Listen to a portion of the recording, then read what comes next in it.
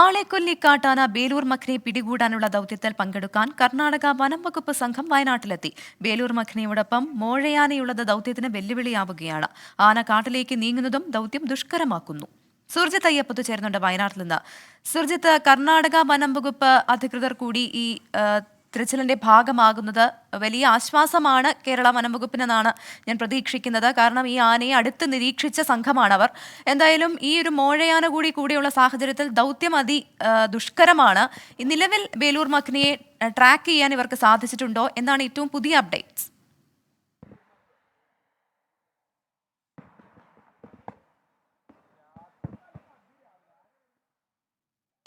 ഇന്ന് രാവിലെ മുതൽ സിഗ്നൽ ലഭിക്കുന്നുണ്ട്. സ്വാഭാവികമായും ട്രാക്കിംഗ് നടക്കുന്നുണ്ട്.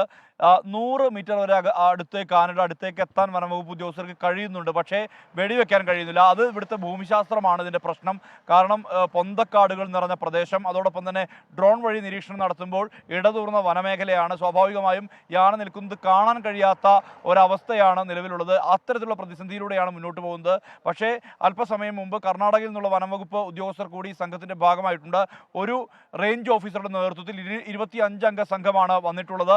എലിഫന്റ് ടൈഗർ ടാസ്ക് ഫോഴ്സ് ആണ് അവരുടെ നേതൃത്വത്തിലുള്ള 25 അംഗ സംഘമാണ് എത്തിയിട്ടുള്ളത്. നേരത്തെ ബേലൂരിൽ ഈ ആനയെ 16 ദിവസം കാത്തിരുന്നാണ് ഇവർക്ക് പിടികൂടാൻ കഴിഞ്ഞിട്ടുള്ളത്, മയക്കുവെടി വെച്ച് പിടികൂടാൻ കഴിഞ്ഞിട്ടുള്ളത്.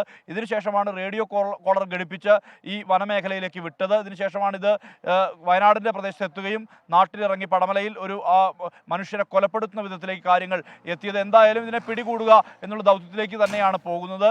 പക്ഷേ ഈ ആനയുടെ അടുത്തേക്ക് ട്രാക്ക് ചെയ്തെത്താൻ കഴിയുന്നുണ്ടെങ്കിലും ഇതിനെ മയക്കുവെടി വയ്ക്കാൻ സാധിക്കുന്നില്ല. ഇപ്പോഴും ഈ ആന കുതിരക്കോട്, അതോടൊപ്പം തന്നെ മാനിവയൽ തുടങ്ങിയ പ്രദേശങ്ങളുണ്ട്.